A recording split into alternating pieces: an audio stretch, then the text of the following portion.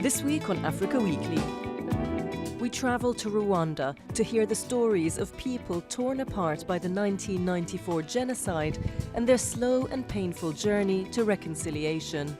But first, a summary of the stories that made the headlines this week. A deadly raid took place on Saturday in the central Malian village of Ogasugu, home to the Fulani herding community, with at least 160 people killed.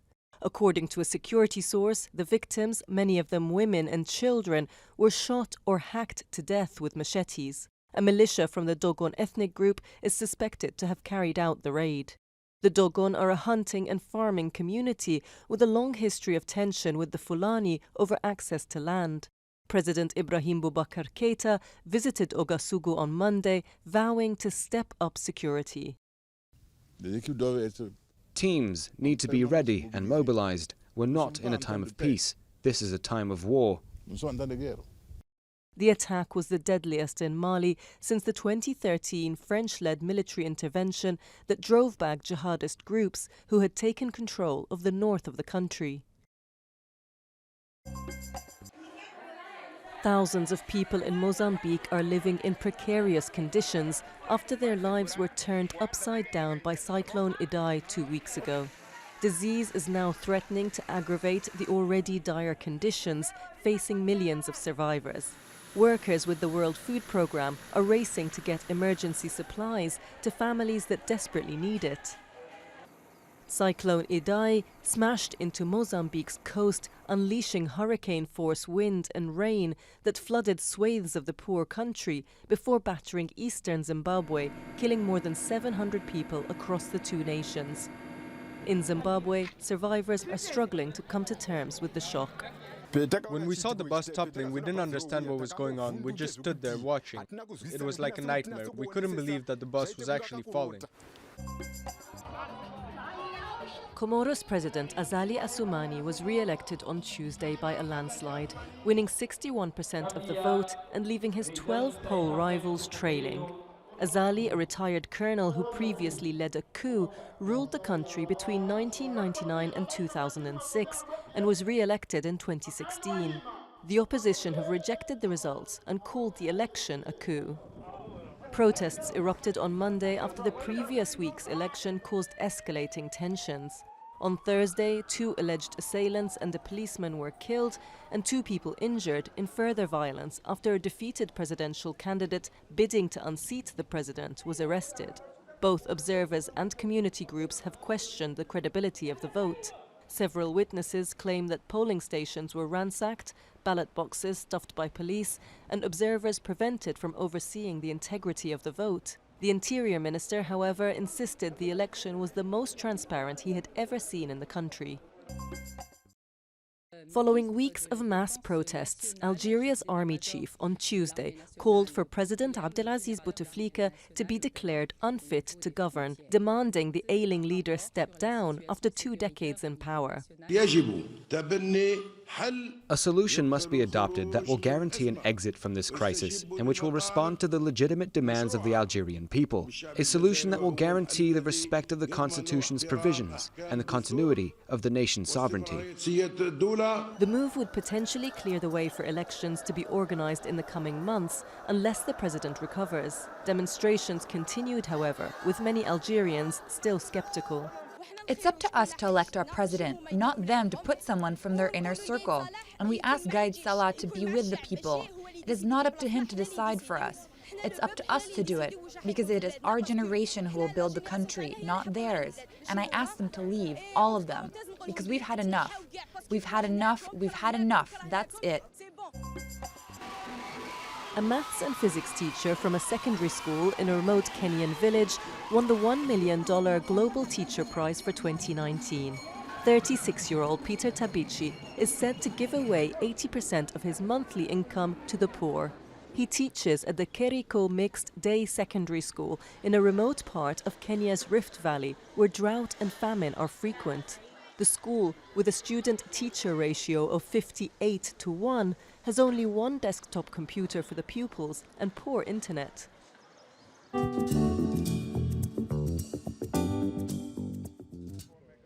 For years, this water point brought together the villages of Ruseke and Giheta, a shared source of life, until the 1994 genocide. In 100 days, 800,000 people were killed in Rwanda, most of them from the Tutsi minority. Defroza lost her husband and son. It was a big surprise for us because these were people we used to socialise and drink with, people that were helping each other, inviting each other to weddings without any issue. It was so surprising.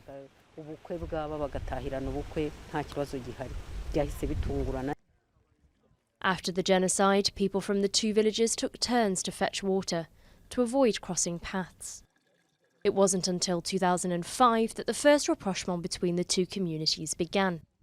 Jean-Claude was one of the first to attempt reconciliation by convincing his fellow Giheta residents to help the people of Ruseke with their farming. Asking for forgiveness was not easy at all. The first time we crossed to ask for forgiveness, there were around 100 of us. People among us were scared.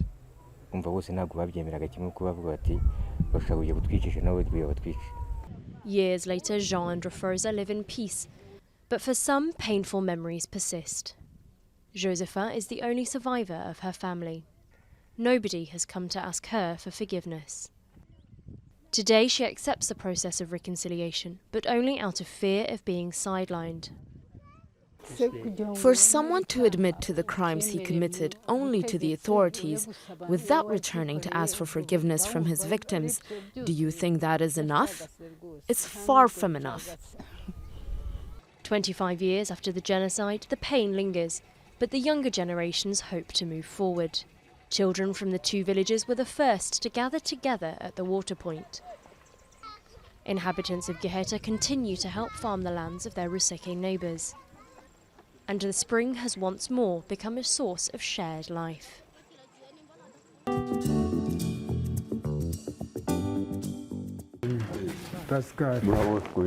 Their embrace is long and warm. Pascal and Jean Bosco have known each other ever since they were in school, well over half a century ago. 25 years ago, however, Pascal was among the men who killed Bosco's father, when Rwanda spiraled into the horrific violence of the 1994 genocide. For us to be able to sit together like this, it's a very good thing. Actually something others can learn from. For us to understand each other like we do now, after the genocide, after this forgiveness, our relationship is better than before. I actually see him as my best and closest friend.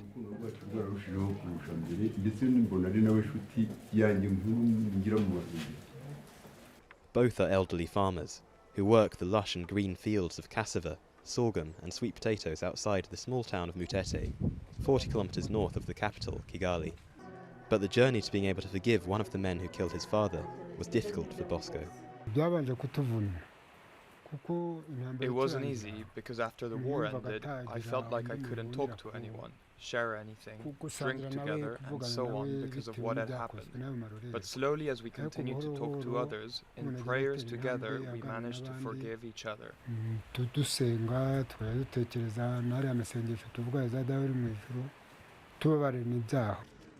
In April 1994, the town of Mutete was the scene of nearly unimaginable violence as neighbours turned on each other. Bosco survived the massacre, but lost his wife and 4 of his 6 children, who were all killed by the gangs. His father fled to the forest, where he would often take their cattle to graze. Pascal was part of the gang that found and killed him.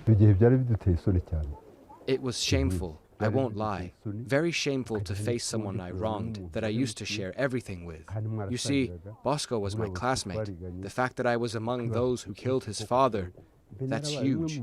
I had nothing to reproach him for, so it was hard for us to reconcile. Pascal spent 18 years in prison between 1998 and 2016, after being sentenced by a people's court. For a long time, he did not believe he could ever be forgiven.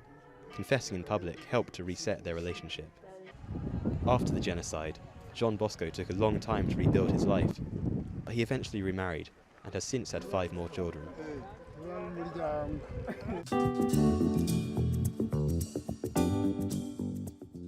Defending champions Cameroon, Burundi, Guinea-Bissau and Namibia secured 2019 Africa Cup of Nations places on Saturday. Spirits were high in Burundi as fans celebrated their first ever qualification to the championship. That's all from us at Africa Weekly. Until next week.